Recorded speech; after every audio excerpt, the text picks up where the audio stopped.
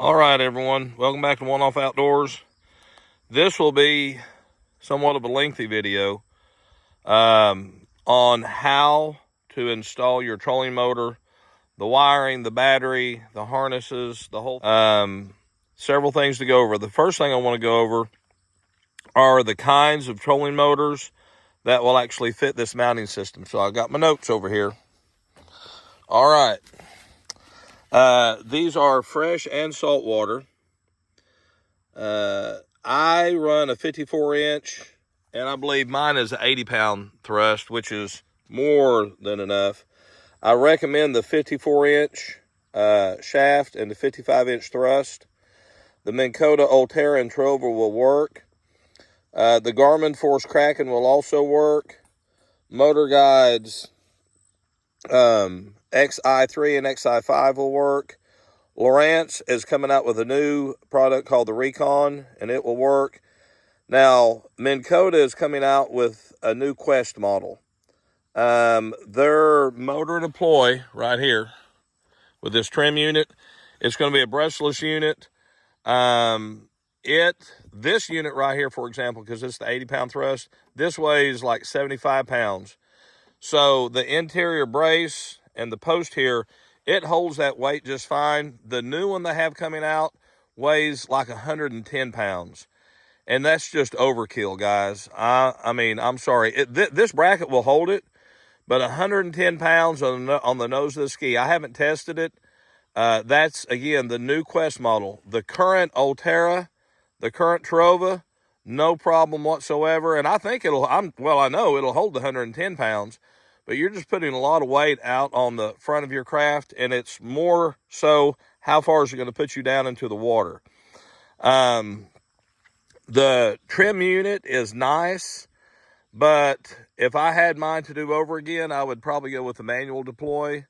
It's cheaper.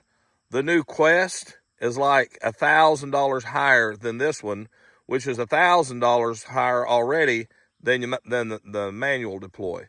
So the manual deploy comes in at a real good price point. It's easy to deploy. You've seen that in one of my other videos I had with the Trova. And I think the manual deploy comes in at like 40 pounds. So when you're doing craft fishing like this, it all kind of comes down to weight and ratio. Now again, because my trolling motor mount is dead centered, balanced left to right, front to back, the weight of that new model, it just won't matter. But there's just a lot of weight going out there on the front. So the choices are going to be up to you on that new Quest. But those are the models that will fit. So the next thing I want to talk to you about is the quick release puck and placement. All right, guys. So this is the base for the Minn Kota. And again, all trolling motors that have these quick release bases are basically, they function the same way. You'll get the trolling motor, and then you'll purchase this base. This base will then screw into your trolling motor, and there'll be a void here, which is then filled in by this quick release puck. This quick release puck, you can see, has two holes here, and that's where this U-bolt comes in, and it'll slide in through the outside bracket. It'll go all the way through, and that's what's going to hold your trolling motor in place. There'll be a pin here, you can lock it in, and then when you pull this, that allows you to lift your trolling motor off and put it in the back of your truck or store it somewhere like that. So that's the quick release. And again, I definitely recommend your quick release on your trolling motor mount.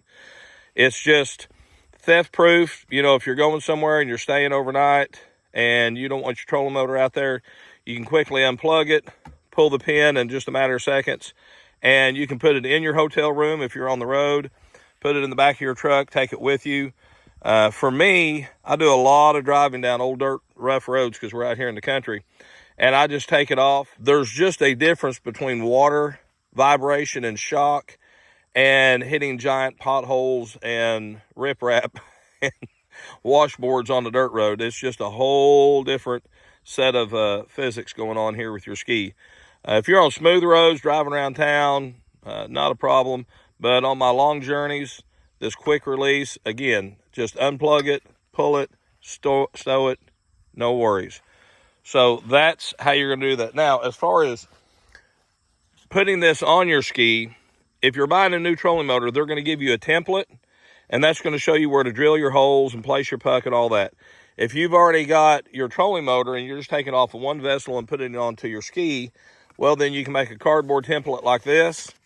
So this cardboard template right here is the outside diameter of your base, and then the hole is notched out for the puck, and then that shows you where to drill and mount your puck. There are no pre-drilled holes on this Revolution that you purchase, just because the number of holes and their placement on all of the different trolling motors, this would look like Swiss cheese if I tried to put in all those holes. So use your template, or like I said, create your own. All I did was just take the measurements off of that and then convert that right over here. Easy peasy. Okay, the next part I want to talk to you about is your wiring. This is your main wiring coming in from your trolling motor to your plug-in and your receptacle. Now, for my craft, since I put in this whole extra device, it runs my 12-inch monitor chart plotter. I came in underneath and I put in my plug-in and receptacle here, basically because it's a dry area. It keeps the water from splashing onto it. And then my cable runs in underneath this apron, which is a dry area. And then it goes down through, my main line does, through my hole, and it comes out the back. Now, when it comes to your placement,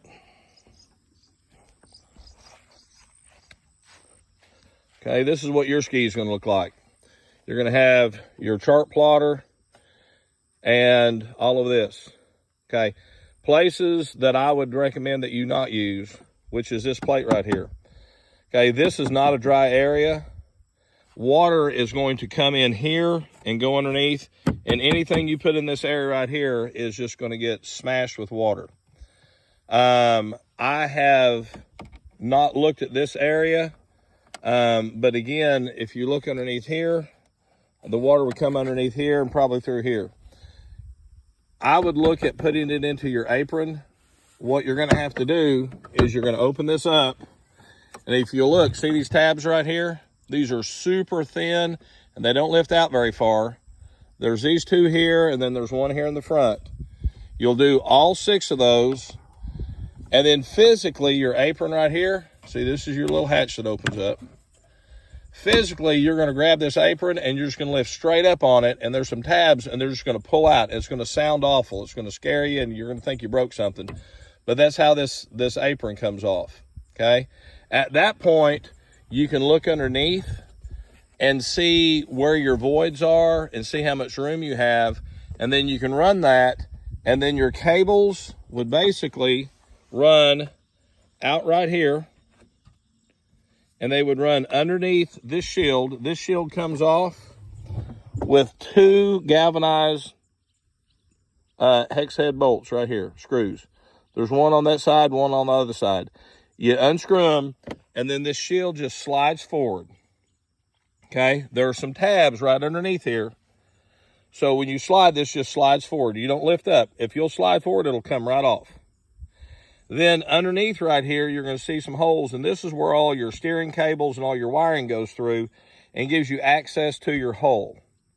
So if you have one of those wire cable feeders, kind of like you're going to snake out a drain, if you run it through this corrugated pipe, you'll see it comes out on the opposite side of your ski. These cross. So if you run your wiring through here, and it'll come out this way. Makes no difference what side you come out on personally. So as far as where to put your receptacle at and your plug-in, either side of your ski makes no difference. Now, I've seen some people put some like on your fiberglass here or here. If you put this on your fiberglass here or here, there's nothing wrong with that, but I would definitely put it on your trolling motor side. So for example, since you got this trolling motor on here and you've got all your guard on here, you're probably not going to be pulling up this side into a dock because your head and all your business is over here. You'll usually just tie off over on that side. But when your trolling motor's not on here, you can use either side. If you put this plug-in in here, you just need to make sure that when you put it, that it will turn and be out of the way, and it'll be protected by this, okay? All right, this is what that bumper is going to do for you. It's going to kind of help protect. And so finding where to put it in here, if you put it up on a slope like this or here, then you have the risk of your receptacle filling with water. If it's here, then it's less likely to. Now, I'll show you a picture. There's two kinds of receptacles that you can use. Mine is just your basic $20 receptacle. Just pulls out just like this. It's what you've seen on all trolling motors forever. Now, I will say this. Let me get underneath here, see if I can get this to show up. This lid comes in, so it keeps it somewhat waterproof. But you need to keep electronics grease on those prongs, because I did have a set that broke off on me, rotted out, okay? Now, these are the cheaper ones. So whenever you run this in, if you run this, wherever you run it, give yourself plenty of slack. Don't cut yourself short. Don't make it tight. Leave some extra wiring in there somewhere so that if you do have to do a repair, you've got enough to make that repair. Now, the super really good watertight systems, which again, they're out there, and I'll show you a picture of that. They're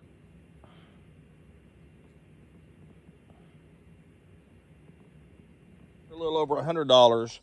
They'll actually screw into place and be completely watertight. You still need to use your grease, but those are a real good solution. Definitely a dryer fit, especially if you're down in this area, you know, because this is your ski. This is going to get a lot of water, just a lot of attention with water. You can still put the nicer ones up here. And again, you can put it on either side of your apron. Choice is yours. All right. Okay. This next part of the video is going to talk about where your main line comes out of your ski to your battery. Now, again, it's simple, but there's a lot of things I just want to make sure that I cover with you.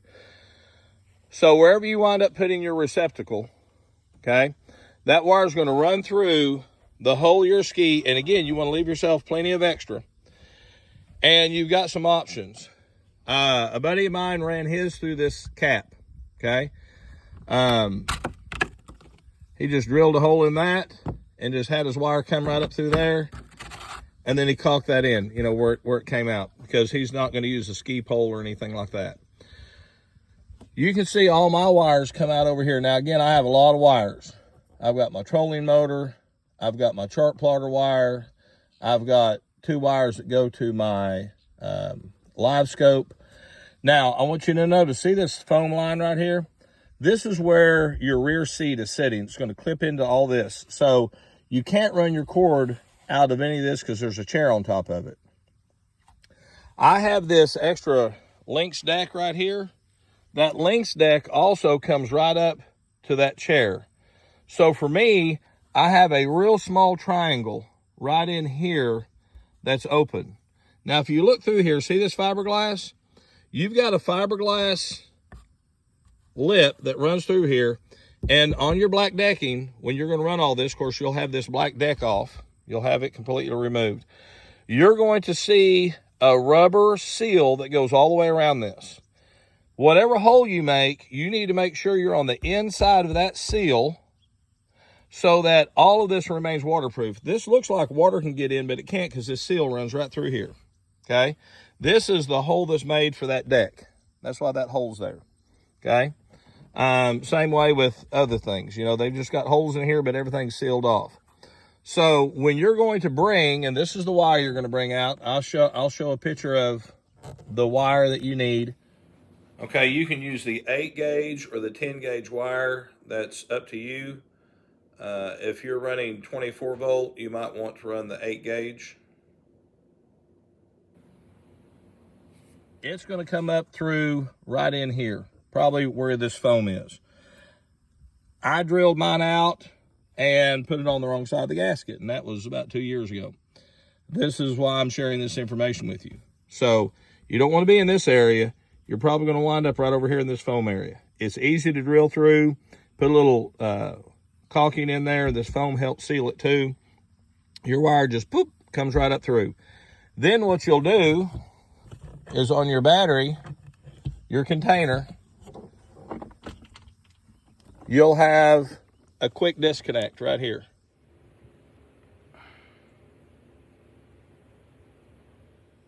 So that if you want to remove all this because you want to do some skiing or you don't want this on here for just whatever reasons, you can just quick disconnect that, and then you'll have this extension here on your deck. And again, it'll tuck in right here behind your seat. You can run it through the handles on your seat. It'll be completely out of your way. You don't have to worry about that at all. Okay? All right. So that's running your main line through your deck. Again, if you've got the add-on deck, which I highly, highly recommend, it's just over time, guys. It's just, we have a tendency to add more and more stuff, and that deck gives you that ability. So let's get the deck on, and I'll show you what it looks like. Okay, so everything's back on, my ice chest. Again, the container that you have for your battery won't be anywhere near this size. This is this big because I have my trolling motor battery in here, an extra large chart plotter because I have the 126 SV. I've got my Garmin in here.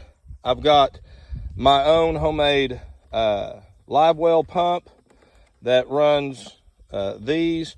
So I've got a lot of gear in here. So that's why the size of this box takes up a lot of room. Yours will be very small. You can see this is Kim's deck. If you choose to put your battery anywhere in here, we'll get into that in a minute. You've got plenty of room. But what I want to concentrate on is this is that space I was talking about. If you do the Lynx deck, this is the space. So see, your chair comes through here. Your deck comes through here, and you have this space. And all you're needing to do is to bring this one cable out. Again, don't come over to the edge like I did.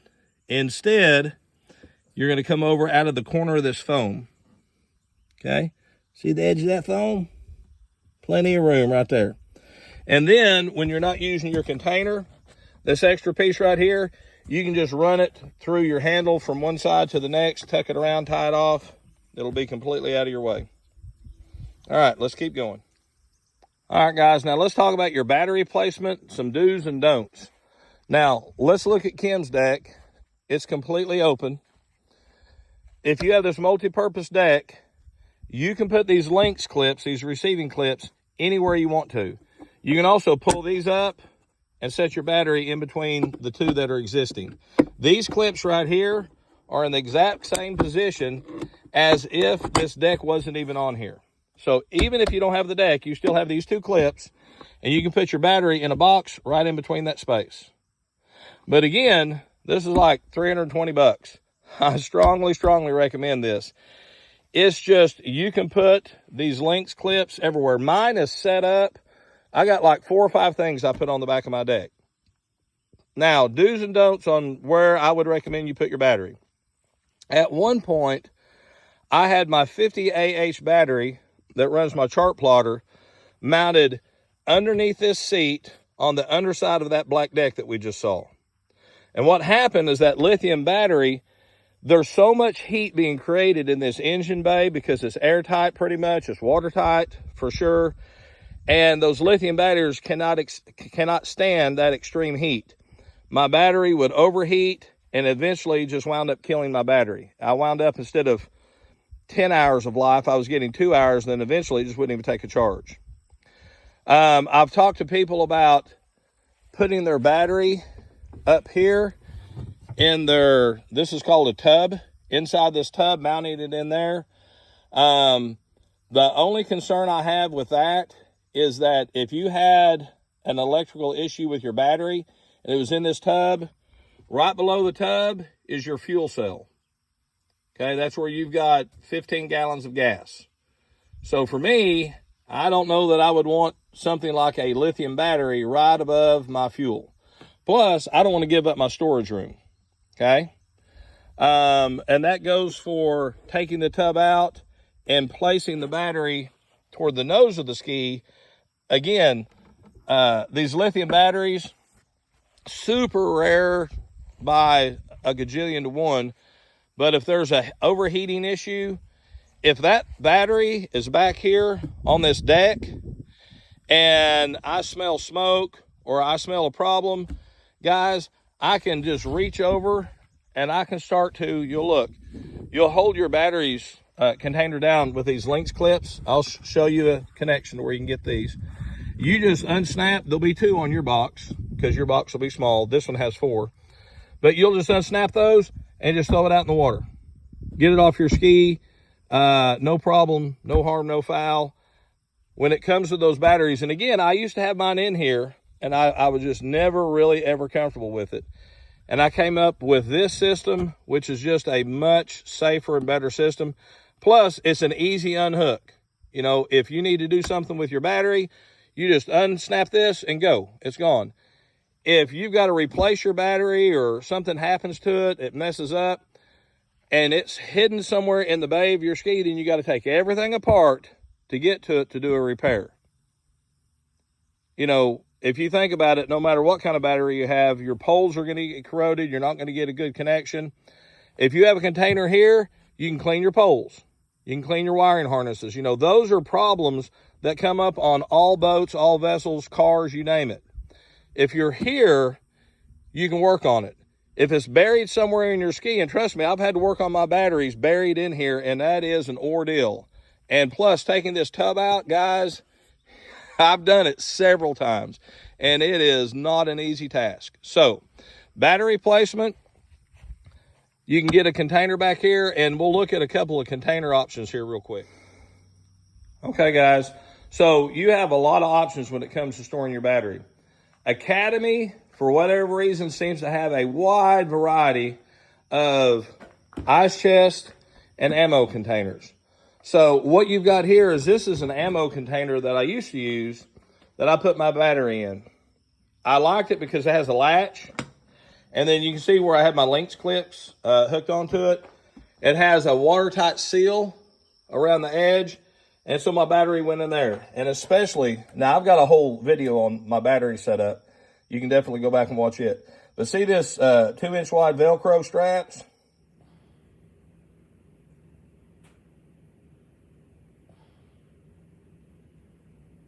You put the Velcro on the bottom of your container and then on the bottom of your battery, and then just put some wooden blocks to kind of make up the extra space around the edges. And that will lock that in, and your battery's not going to flop or move anywhere. I like this container because it had that latch. Now again, this is my bubbler container for my shrimp and for my minnows. This you can also use as a battery container. Same thing, put some Velcro on the bottom, wedge it in with some boards on the side to keep it from sliding or wanting to move around. The only reason I like this one better is because it truly has a waterproof seal around it, and it's latched down. Where this just snaps down, and you know, it's just lid could blow off, or you could get water in there. We don't care right now because it's a cooler and it's a bubbler, so water's not a problem. But look for yourself a dry box like this, a plastic one.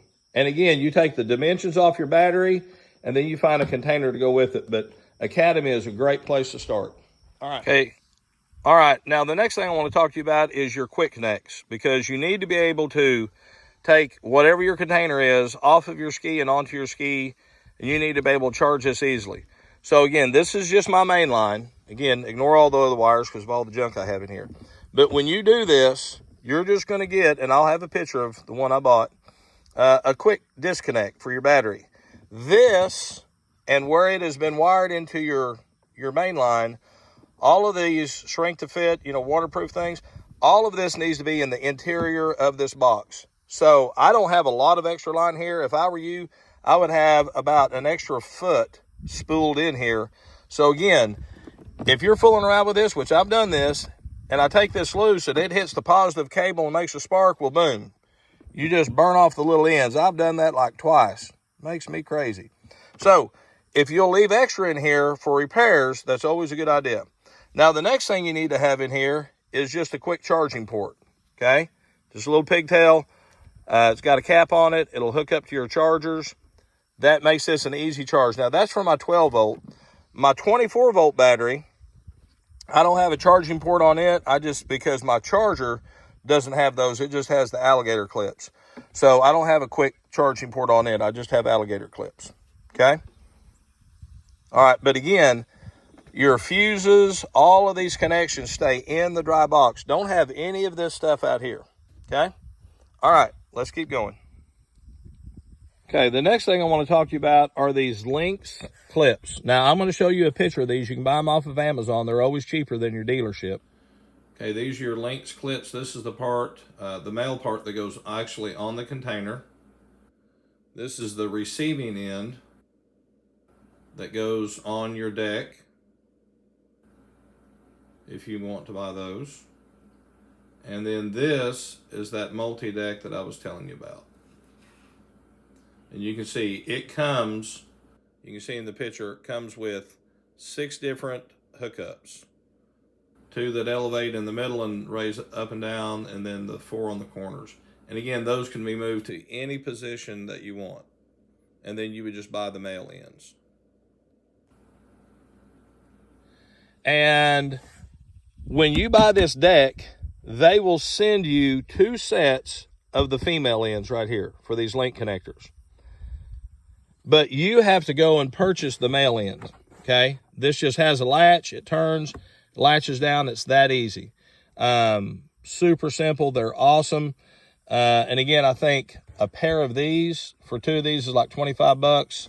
And then these are also like 25 bucks. But if you buy the deck, you get 4 of these.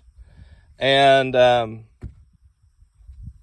but you still have to buy these, okay?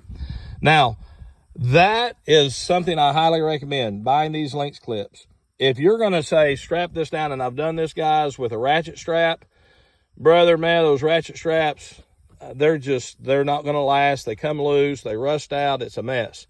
These, literally, you unclip these, like for my bubbler that goes here, you can clip it in, and literally like 10 seconds, you're done. And it is rock solid, 100%. Now, I've got other videos that show how I use this Lynx system and how I hook it up, but just a real quick. Whenever you put these Lynx clips in, these receivers, you can turn these toward each other, or you can turn this away. See how this is away and this one is toward? And that just depends on your container, okay? And then you can put spacing material. If your container is too wide and you need to fill that in, you can. Now, I was always married to the fact that, well, I've got to use these holes that they have, and that's not true. When I did this, I just drilled my own holes. Now, underneath this deck, you've got waffling that gives this structure. So you need to make sure that whenever you put your container on this deck, that you're trying to get your receivers in a spot where you're not messing with any of that waffling.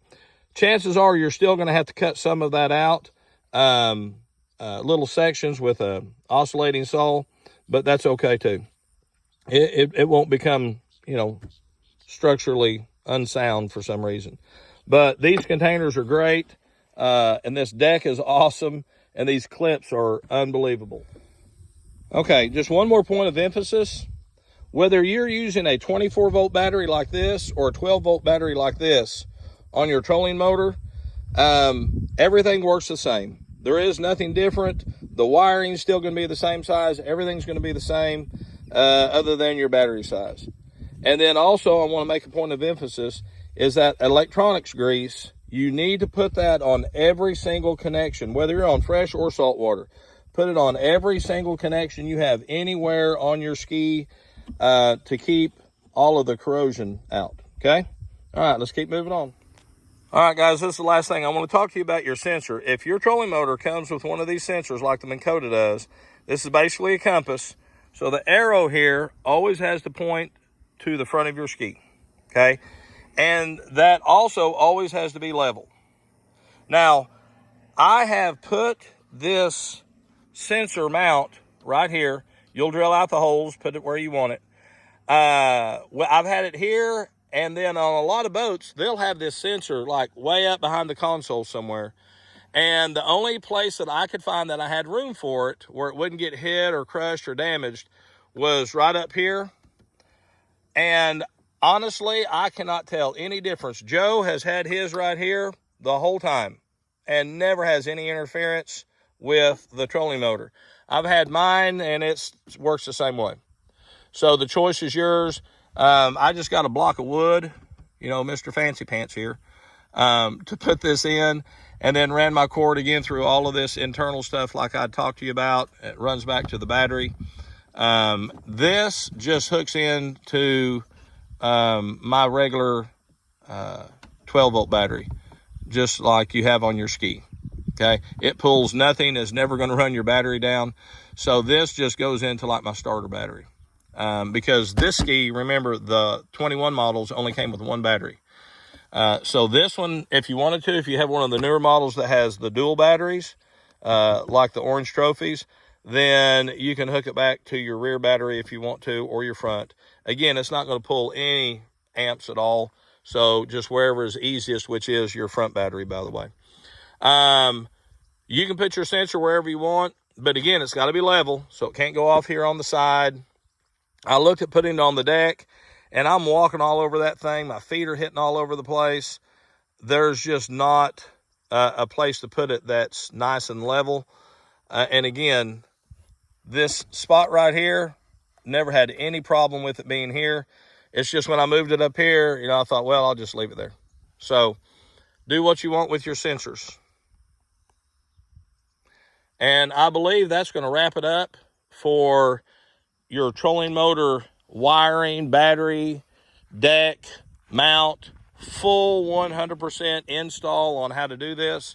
I know the video's been long, but if you've watched my channel, you know I try to be really, really thorough. That's just me being a school teacher for over 30 years, trying to find every avenue and every run in it or problem that you could have that I personally have already problem solved for you. So if there is something that you feel like I missed in watching this video, definitely leave me a comment. I can always go back into this video and say, hey, you know, I talked to Jeff and he pointed out something I didn't mention, and I can add that into that video. I can edit that in. So definitely, if you have any questions or comments or feedback, let me know. I hope that you all get one of these purchased.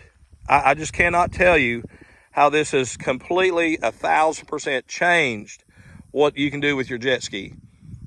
It's just such a stress relief. Man, it is worth every single penny having a trolling motor on here. But it's not just a trolling motor that holds your spot. It'll let me travel, you know, a designated line. It affords so many things. It's just really great. And I'm just going to give you one last look at the Revolution. This mount, guys, it's just sick. It is just ridiculous.